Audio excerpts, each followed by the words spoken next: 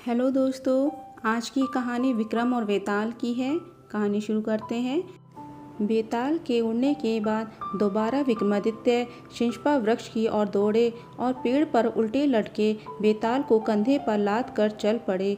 इसी बीच एक बार फिर बेताल ने राजा को एक नई कहानी सुनाते हुए कहा, बहुत समय पहले एक भोगवती नाम की नगरी हुआ करती थी। उस नगरी में राजा रूपसेन का राज हुआ करता था। राजा को शादी करने का बड़ा मन था। एक दिन राजा ने अपने चिंतामणि नाम के तोते से पूछा, बताओ मेरी शादी किसके साथ होगी। तोते ने कहा, मगध की राजकुमारी चंद्रवती से। राजा ने तोते की बात सुनने के बाद एक ज्योतिषी को बुलाकर यही सवाल पूछा। ज्योतिषी ने भी राजा को वही उत्तर दिया जो तोते ने दिया था। मगध की राजकुमारी को भी अपने होने वाले वर के बारे में जानने का बड़ा मन था। राजकुमारी ने अपनी मैना मंजरी से पूछा, अरे यह बताओ मेरा विवाह किसके साथ होगा। मैना ने भी राजकुमारी को राजा रूपसेन से शादी होने की बात बताई। इतना सुनने के बाद दोनों नगर की तरफ से शादी का न्योता एक दूसरे को भेजा गया, जो स्वीकार हो गया।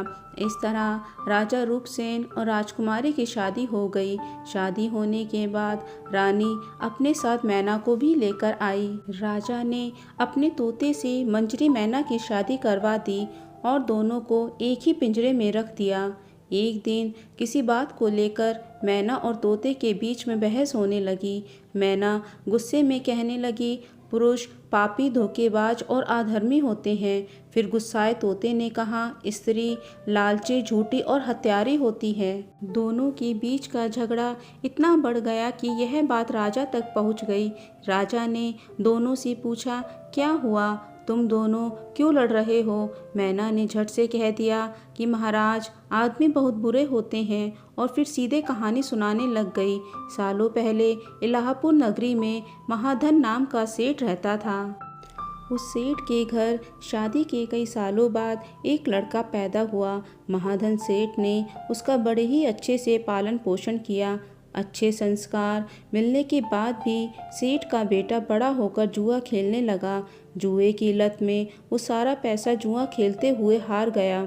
इसी बीच सेठ की मौत हो गई। जुए की लत की वजह से ना तो लड़के के पास पैसे बचे और ना पैसे कमाने वाला बाप। तो लड़का अपना नगर छोड़कर चंदपुरी नगर पहुंच गया। नए नगर पहुंचकर लड़के की मुलाकात कर्ज देने वाले साहूकार हेमगुप्त से हुई। लड़के ने अपने पिता के बारे में साहूकार को बताया और एक झूठी कहानी उसको सुनाने लगा। उसने कहा कि वो जहाज लेकर बहुत बड़ा सौदा करके लौट रहा था। उसी समय समुद्र में इतना तेज तूफान आया कि उसका जहाज वहीं डूब गया और वो बच बचाकर यहाँ पहुँचा है। इतना सुनते ही साहूकार ने उसे अपने घर में रहने की इजाज़त दे दी।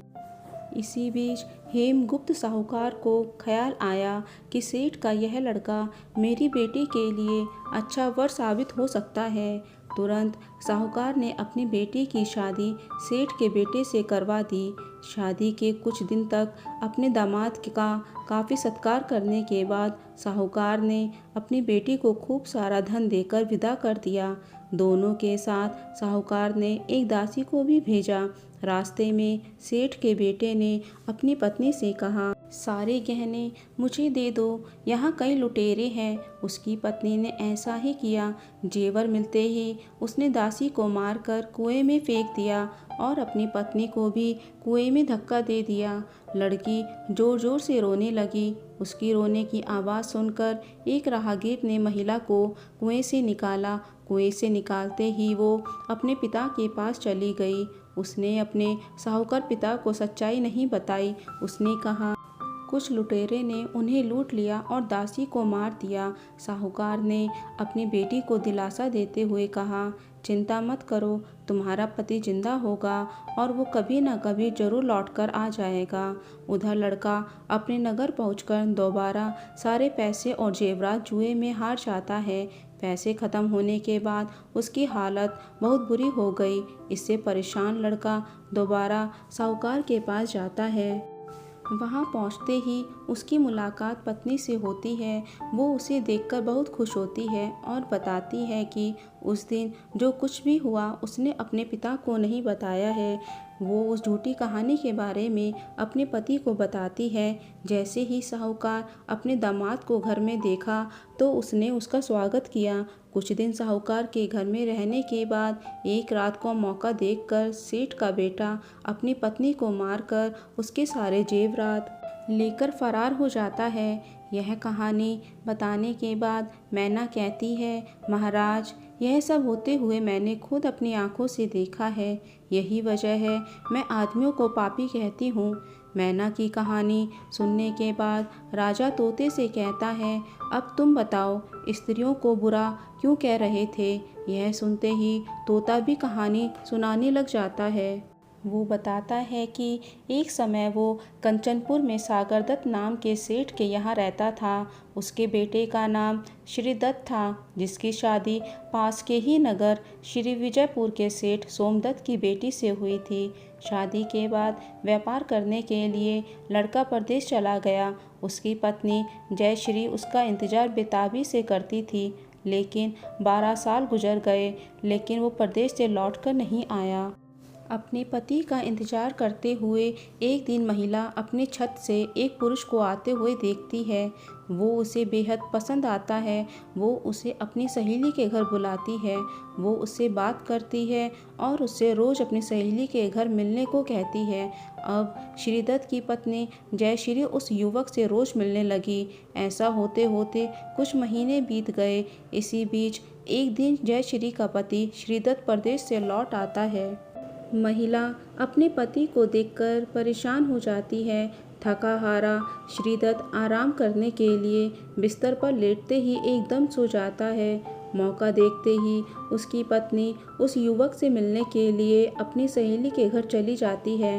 रात को उसे बाहर जाते हुए देख एक चोर उसका पीछा करता है। वो देखता है कि वो किसी के घर में चली गई। अफसोस, वो युवक सांप के काटने की वजह से मर जाता है। जैसे ही जयश्री उसे देखती है तो उसे लगता है कि वो सो रहा है। वो उसके करीब जाती है। उसी समय पास के पीपल के पेड़ पर बैठा भूत मरे हुए युवक के शरीर में घुसता है और महिला की नाक काटकर वापस पेड़ पर बैठ जाता है। रोते हुए वो अपनी सहेली के पास पहुंची और उसे पूरी कहानी बताई। सब कुछ सुनकर उसकी सहेली जयश्री को सलाह देती है कि चुपचाप घर चली जाओ और ज़ोर ज़ोर से रोने लग जाना। जैसे ही कोई नाक के बारे में पूछे तो कह देना कि तुम्हारे पति ने काट दी है। वो ऐसा ही करती है। लड़की का पिता श्रीदत्त की शिकायत करता है।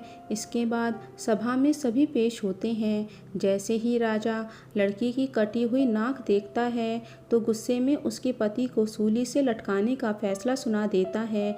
उस सभा में वो चोर भी मौजूद होता है जिसने श्रीदत्त की पत्नी को रात में घर से बाहर जाते और अन्य चीज़ों को देखा था। राजा द्वारा सुनाई गई सज़ा को सुनते ही चोर बहुत दुखी होता है। वो किसी तरह से हिम्मत करके राजा को सारी कहानी बताता है। कोई भी उसकी बात पर विश्वास नहीं करता तो चोर कहता है, आप वहाँ चलकर देख लीजिए, भूत भी वही हैं और युवक की लाश भी। जब जांच की जाती है तो बात सच निकलती है। यह बताकर तोता कहता है, राजन, महिला इतनी दुष्ट होती हैं। इतना कहकर बेताल राजा विक्रमादित्य से कहता है, बताओ महिला और पुरुष में से ज़्यादा पापी कौन। राजा कुछ देर सोचकर बताते हैं, महिला ज़्यादा पापी है। बेताल कहता है, कैसे। राजा ने जवाब दिया, विवाहित होने के बावजूद महिला की पर पुरुष पर नज़र थी और उसने अपने पति को धोखा दिया। बेताल ने कहा, इस बार भी तुमने सही जवाब दिया है, इसलिए मुझे फिर से उड़ जाना पड़ेगा। इतना बोलकर बेताल फिर से घने जंगल की ओर उड़ गया। राजा विक्रमादित्य फिर से बेताल को ढूंढने के लिए उसके पीछे चल दिए। कहानी से सीख, इंसान को कभी भी झूठ नहीं बोलना चाहिए। झूठ बोलने का परिणाम हमेशा बुरा ही होता है। दोस्तों, कहानी अच्छी लगी हो तो लाइक कीजिए, शेयर कीजिए और चैनल को सब्सक्राइब कीजिए। Thank you.